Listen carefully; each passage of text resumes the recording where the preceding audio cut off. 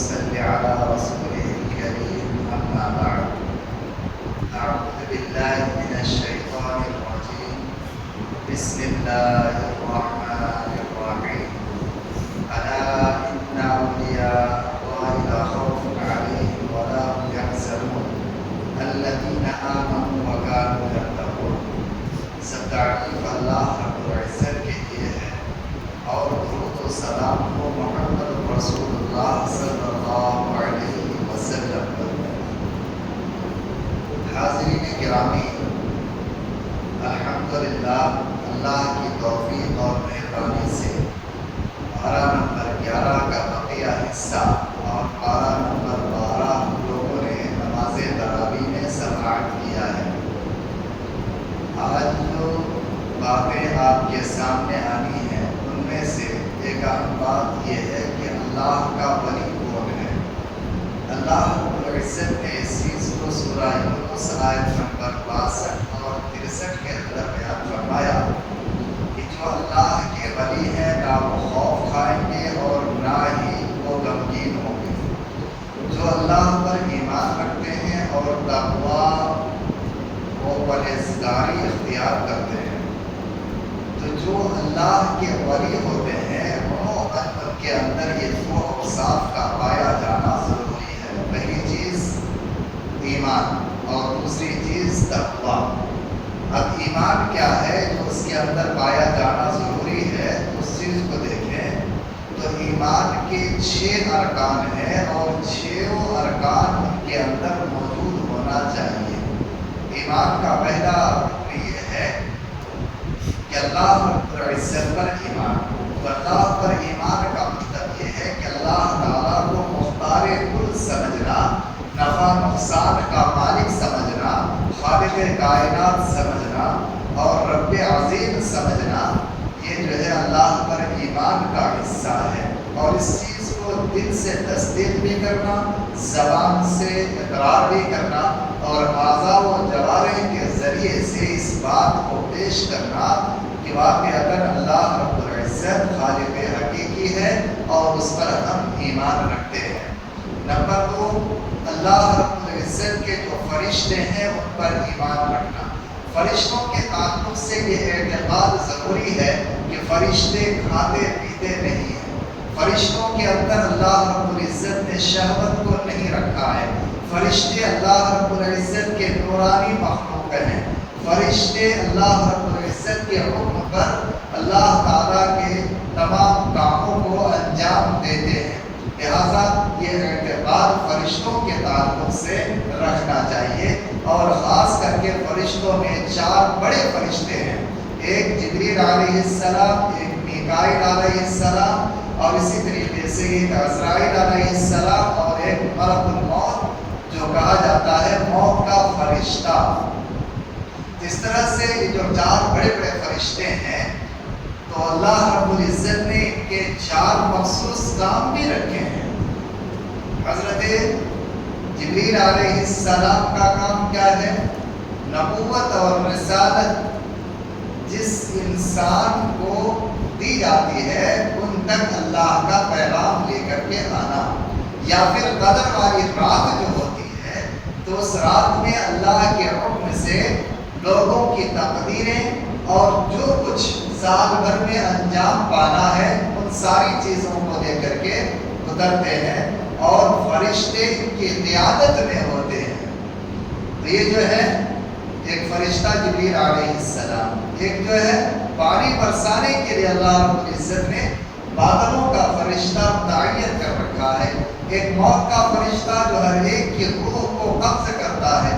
اس طرح سے اللہ رب العزت نے فرشتوں کی الگ الگ ذمہ داری رکھی ہے۔ ان بات کا اعتقاد رکھنا یہ ہے فرشتوں پر ایمان کا مطلب۔ اسی طریقے سے کتب سماویہ پر ایمان کہ آسمان سے جتنی کتابوں کو اللہ رب العزت نے نازل کیا ہے، صحف ابراہیم، صحف موسیٰ، تورات، زبور، انجیل اور قرآن حکیم، تمام کتابوں پر ایمان رکھا جائے گا۔ البتہ عمل جو ہے قرآن حکیم کے تحت ہوگا، ان کتابوں پر صرف ایمان رکھا جائے گا۔ کیوں کہ ان کتابوں کے اندر ان کے ماننے والوں نے تحریف کر ڈالی، لیکن قرآن کے اندر تحریف کی کوئی گنجائش نہیں ہے۔ یہ اللہ رب العزت نے ان کی حفاظت کی ذمہ داری لی، رہتی دنیا تک اللہ تعالیٰ اس کتاب کی حفاظت کرے گا۔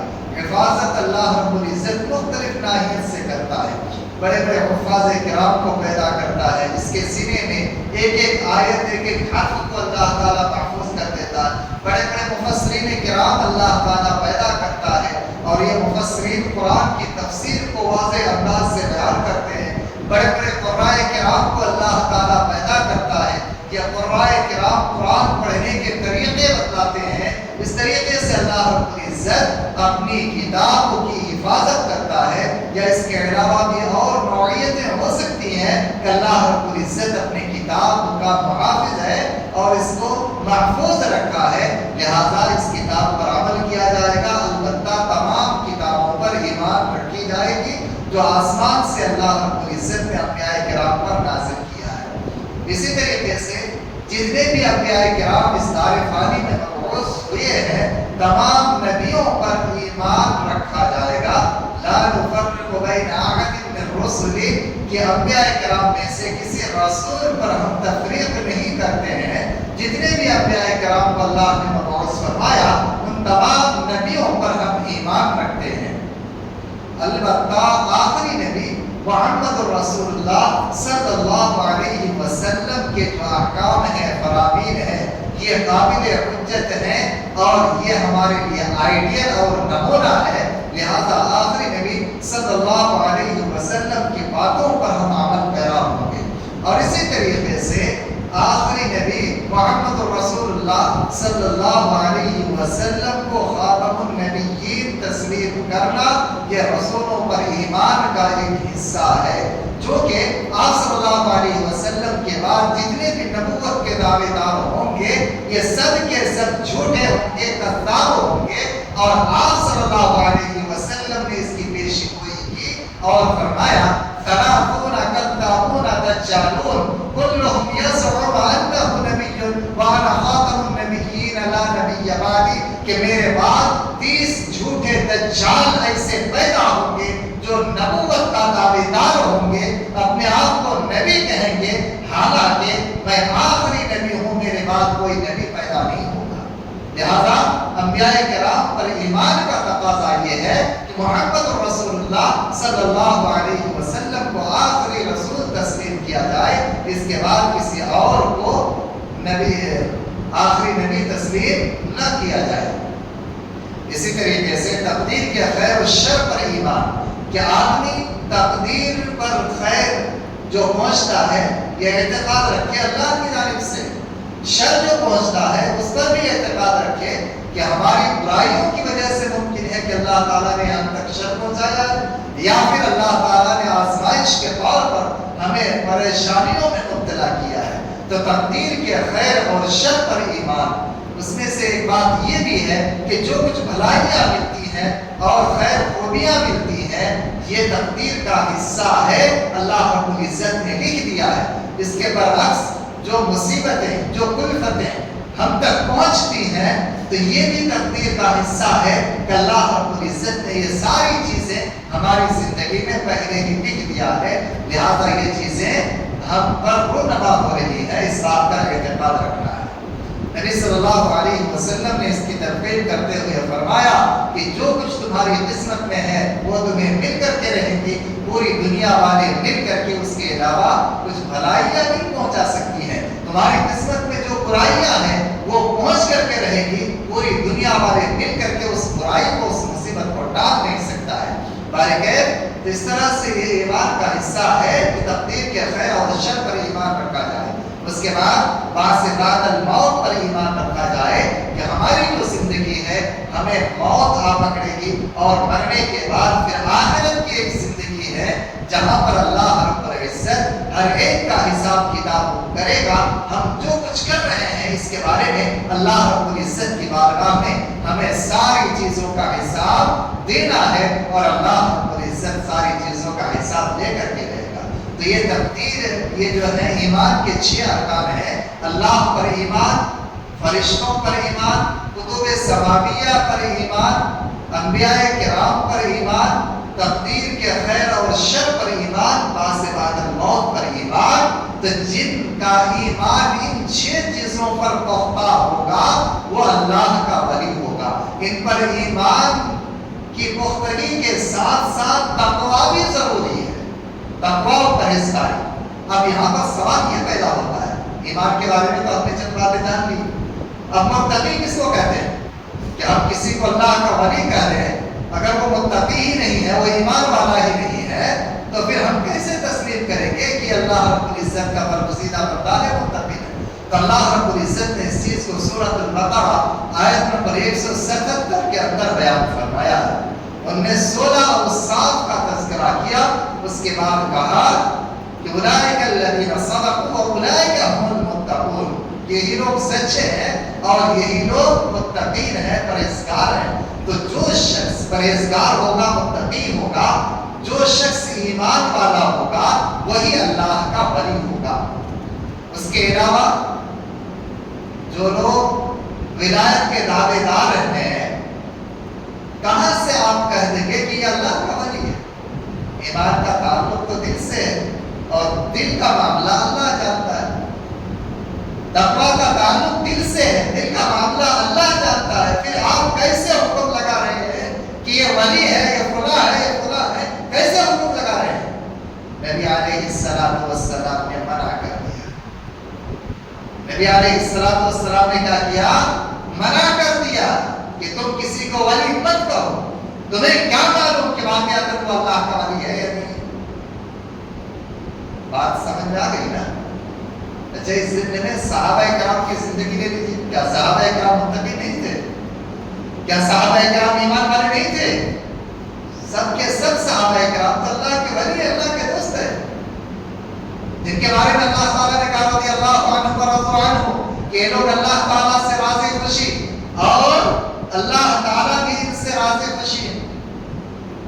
بیعت رضوان میں جتنے ہیں جنت کی خوشخبری ہے، بدر میں جتنے شامل ہیں جنت کی خوشخبری ہے، وحد میں جتنے شامل ہیں ان میں سے جو شہید ہو گئے ان کے بارے میں نبی صلی اللہ علیہ وسلم نے کہا کہ یہ سب کے سب جنت کے اندر موجود ہیں۔ تو کیا یہ لوگ اللہ کے ولی نہیں تھے؟ پھر ولایت کا معاملہ کس طرح سے کیوں چھوڑ دیا جاتا ہے؟ لہذا نبی صلی اللہ علیہ وسلم کا فرمان سچ ہے کہ آپ صلی اللہ علیہ وسلم کے فرمان کے تحت آپ کسی کو ولی نہ کہیں۔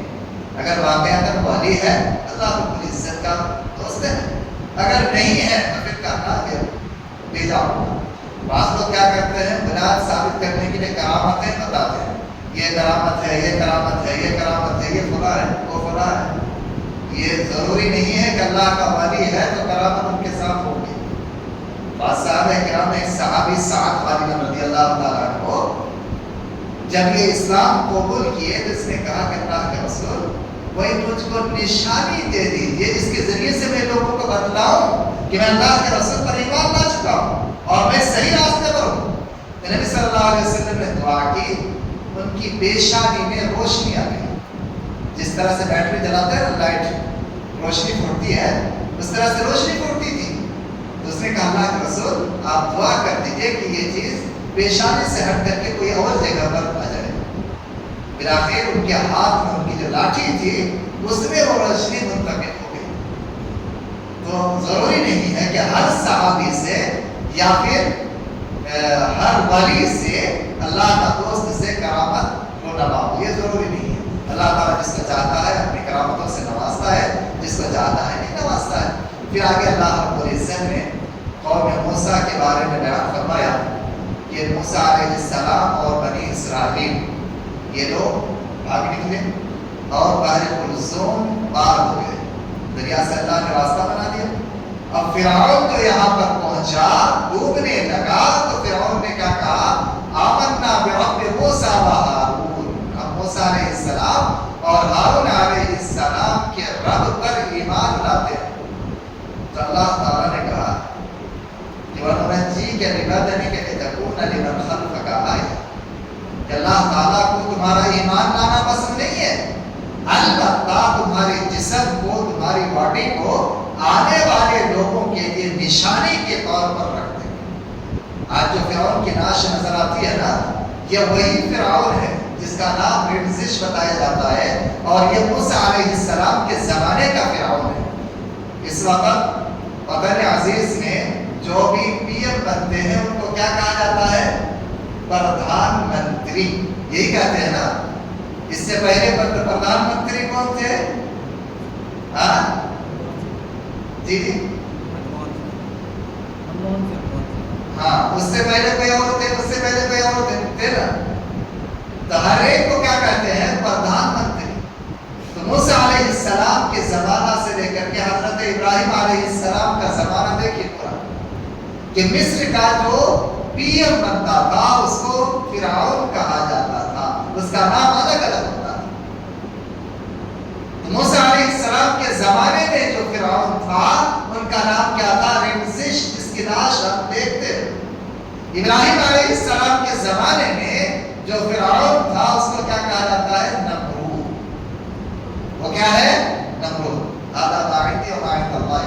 میں اپنی جانکاری کے مطابق آپ کے سامنے اس بات کو رکھا، بلکہ اللہ تعالیٰ نے اس کے جسم کو نشانی کے طور پر رکھ دیا، ان باتوں کا تذکرہ کیا۔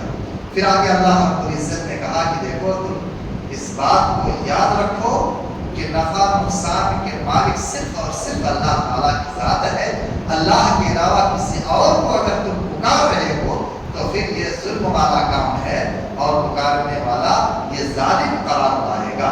لہذا بھلائی برائی جو کچھ بھی پہنچتی ہے یہ اللہ رب العزت کی جانب سے پہنچتی ہے، اس بات کا اعتقاد رکھنا۔ پھر آگے اللہ رب العزت نے کہا کہ جو کچھ اے نبی صلی اللہ علیہ وسلم آپ پر وحی کی جاتی ہے آپ ان کی اتباع کریں گے۔ پھر یہاں سے سورہ ہود شروع ہوتا ہے، اور 12 نمبر 12 کے شروع میں اللہ رب العزت نے اس چیز کو بیان کیا کہ زمین پر جتنے بھی دابہ ہے، جو پائے ہیں، ان کی روزی روٹی کی ذمہ داری اللہ تعالیٰ کے پاس ہے، اور اللہ تعالیٰ ہر ایک چیز کو کھلاتا پلاتا ہے۔ پھر آگے اللہ رب العزت نے بیان کیا، دیکھو جب اللہ رب العزت نے زمین آسمان کو 6 دن میں پیدا کیا، اس وقت اللہ تعالیٰ کا عرش جو ہے یہ پانی پر تھا۔ ترمذی کی روایت ہے، نبی صلی اللہ علیہ وسلم نے بیان فرمایا ہے کہ اللہ رب العزت نے سب سے پہلے قلم کو پیدا کیا، اور قلم سے کہا اکتب۔ قلم نے کہا پروردگار عالم میں کیا لکھوں؟ کہا قیامت تک اتنی ساری چیزیں رونما ہوں گی، وہ ساری چیزیں تم لکھ دو۔ یہ قلم لکھ دیا، اس کے بعد قلم کیا ہو گیا؟ خشک ہو گیا۔ اس وقت اللہ تعالیٰ کا عرش کہاں پر تھا؟ پانی پر تھا۔ اب قلم کو سب سے پہلے پیدا کیا، قلم سے پہلے پانی اور عرش، دو چیزوں کا تذکرہ ملتا ہے، ملتا ہے نہیں ملتا ہے؟ تو ان دونوں چیزوں میں سے کس کو اللہ نے پہلے پیدا کیا؟ اللہ کے علاوہ کوئی اور نہیں جانتا ہے۔ لہذا صرف اس بات کا اعتقاد رکھا جائے گا کہ قلم کو اللہ تعالیٰ نے پیدا کیا۔ ایک اور روایت کے مطابق یہ ہے کہ 50,000 سال پہلے دنیا کو جو اللہ نے پیدا کیا نا، اس سے 50,000 سال پہلے ہی ان چیزوں کو اللہ تعالیٰ نے لکھ لیا تھا کہ اس طرح سے دنیا بنائی جائے گی، اور اس میں جو ہے ہم مخلوقات کو آباد کریں گے۔ یہ اللہ رب العزت کی شایان شان ہے کہ اللہ تعالیٰ جس طرح سے چاہتا ہے چیزوں کو پیدا کرتا ہے اور ان کی تقدیر لکھتا ہے۔ پھر اس طرح سے جو اہم باتوں کا تذکرہ ہوا، ان میں سے ایک اہم بات یہ ہے کہ حضرت نوح علیہ السلام کی دعا کو اللہ رب العزت نے قبول کیا، اور قوم نوح کو تباہ کرنے کا سوچا۔ حضرت نوح علیہ السلام کو کشتی بنانے کا حکم دیا، اور جب کشتی بن گئی تو حضرت نوح علیہ السلام سے اللہ نے کہا کہ دیکھو ہر جوڑے کو تم کشتی پہ سوار کر لو، اور جتنے مومن مرد جتنی مومن عورتیں اسلام میں داخل ہوئی ہیں ان کو بھی کیا کر لو؟ کشتی پر سوار کر لو، اور کشتی پر سوار ہوتے ہوئے کہو بسم اللہ مجریہا و مرساہا ان ربی لغفور رحیم۔ کشتی پر سوار بھی ہوئے اور دعا بھی پڑھ لیں۔ پورے قرآن میں ایک ہی جگہ مجہول پڑھا گیا ہے راہ، اور وہ یہی جگہ ہے مجریہا۔ یہ ایک ہی جگہ ہے پورا قرآن میں، روایت حفص کے مطابق ایک ہی جگہ مجہول پڑھا گیا ہے، اور وہ ہے مجریہا۔ رازر ری ہوتا ہے کہ رازر رے ہوتا ہے؟ رازر ری ہوتا ہے نا، لیکن یہاں پر کیا پڑھ رہے ہیں؟ مجرے، رازر رے۔ یہ ایک ہی جگہ مجبور پڑھا گیا ہے. بلکہ اس کے بعد اللہ رب العزت نے مزید چیزوں کا تذکرہ کرتے ہوئے حضرت سمود علیہ السلام اور صالح علیہ السلام کا تذکرہ کیا، اور پھر ان کا تذکرہ کرتے ہوئے حضرت شعیب علیہ السلام کا تذکرہ کیا. شعیب علیہ السلام کی قوم کو کس طرح سے تباہ کیا ان کے بارے میں باتیں آئیں. پھر آگے اللہ رب العزت نے اس چیز کو بیان کیا کہ جو آدمی گناہوں کے بعد نیکیاں کرتا رہتا ہے، کنٹینیو نیکی کر رہا ہے، لیکن بیچ بیچ میں گناہ ہو جا رہا ہے، تو ان کی نیکیاں ان کے گناہوں کو مٹا دیتا ہے. ان کی نیکیاں ان کے گناہوں کو مٹا دیتی ہیں. اور اللہ رب العزت نے کہا وَأَقِمِ الصَّلَاةَ طَرَفَيِ النَّهَارِ وَزُلَفًا مِنَ اللَّيْلِ إِنَّ الْحَسَنَاتِ يُذْهِبْنَ السَّيِّئَاتِ ذَلِكَ ذِكْرَىٰ لِلذَّاكِرِينَ. آیت نمبر 114. اس آیت کی شان نزول میں مفسرین کرام لکھتے ہیں کہ ایک صحابی تھے، اس نے دکان کر رکھی تھی، دکان دار کر کے رکھا تھا. اب دکان میں ایک خاتون آئی کہ آپ کو کچھ کھجوریں چاہیے، کہا تازہ اور بہترین کھجوریں تمہیں چاہیے تو اندر سے. اب یہ خاتون اندر آئی، نیت کے اندر اس کی گڑبڑی ہو گئی اور اس نے کیا کر لیا، اس کو کنار کر لیا. پھر یہ احساس ہوا کہ اللہ کے پاس تو ہم کو جانا ہے، حساب تو دینا. اب کیا کریں گے؟ اب یہ آ کر کے نبی صلی اللہ علیہ وسلم سے کہہ دیا اللہ کے رسول زنا تو نہیں ہوا ہے، البتہ وہ سو کنار ہوا ہے، تو اس گناہ کی سزا کیا ہے؟ نبی صلی اللہ علیہ وسلم پر اللہ تعالیٰ نے اس آیت کو نازل کر دیا اور کہا کہ جو نمازوں کو پابندی کے ساتھ ادا کرتا ہے اور گناہ کے بعد نیکیوں کو انجام دیتا ہے تو ان کی نیکیاں ان کے گناہوں کے کفارات بن جاتے ہیں. لہذا معلوم یہ ہوا کہ نمازوں کو پابندی کے ساتھ ادا کرنا چاہیے. پھر آگے جو ہے اللہ رب العزت نے اس بات کو واضح کیا ہے کہ زمین آسمان کے اندر جو کچھ انجام پاتا ہے غیبی امور، اس کا علم اللہ رب العزت کے پاس ہے، اللہ کے علاوہ کوئی ان چیزوں کو جانتا نہیں ہے. پھر یہاں سے سورہ یوسف شروع ہوتا ہے. یوسف انبیاء کرام میں ایک ایسا نبی گزرے ہیں جو بہت خوبصورت ہے، بہت خوبصورت. اب یوسف علیہ السلام کے تعلق سے مزید باتیں آئندہ درس میں آپ کے سامنے بیان کی جائے گی. چونکہ حضرت یوسف علیہ السلام کے تعلق سے دیکھا جائے تو مکمل ایک سورہ میں حضرت یوسف علیہ السلام کی مکمل کہانی کو اللہ تعالیٰ نے بیان کیا ہے. لہٰذا ایک ہی درس میں یہ مکمل چیزیں آپ کے سامنے ہو تو زیادہ بہتر ہوگا. اللہ سے دعا ہے پروردگار عالم تو ہمیں تیرے کلام کا صحیح فہم عنایت فرما، کفر اور شرک سے ہماری حفاظت فرما اور ہم سب کو امن و عافیت نصیب فرما. آمین. سبحانک اللہم و بحمدک، اشہد ان لا الہ الا انت، استغفرک و اتوب